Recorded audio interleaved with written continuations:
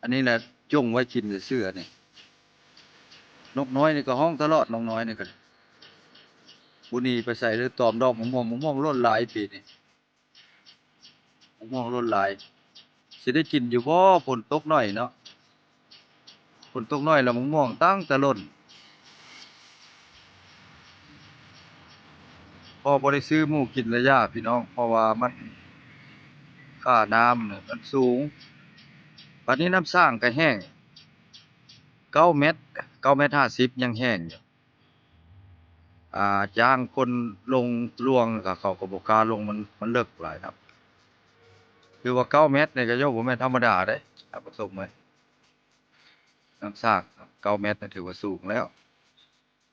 ลงไปมันก็ขาดอากาศหายใจเพราะว่าสร้างนี่เมตรอันนั้น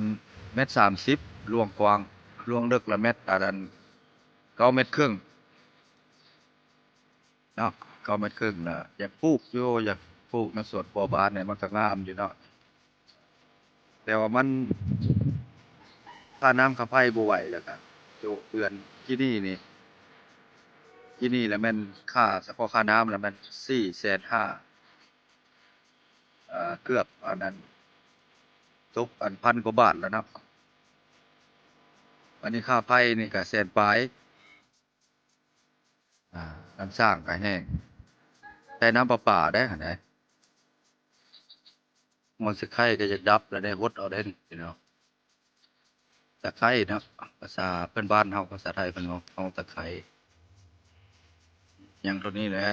สวนครัวก็ได้คลิปนี้ก็สิบ่มีหยังหลายเนาะก็รีวิวสวนครัวบ้านให้พี่ๆน้องๆได้เบิ่งอันนี้สิเป็นคลิปสั้นเด้อพี่น้องเพราะว่าสวยมาสิได้ลงไปหากินเนาะสร้างคลิปให้พี่ๆน้องๆได้เห็นไปหากินสายหนองพุ่นละทางท่าแค่พุ่นละนะทางสายหนองเท่าแหล่งท่องเที่ยวเนาะคลิปหน้าคลิปในสิพบพ้อกันใหม่เอาไปก่อนพี่น้องสบายดีหมดทุกคน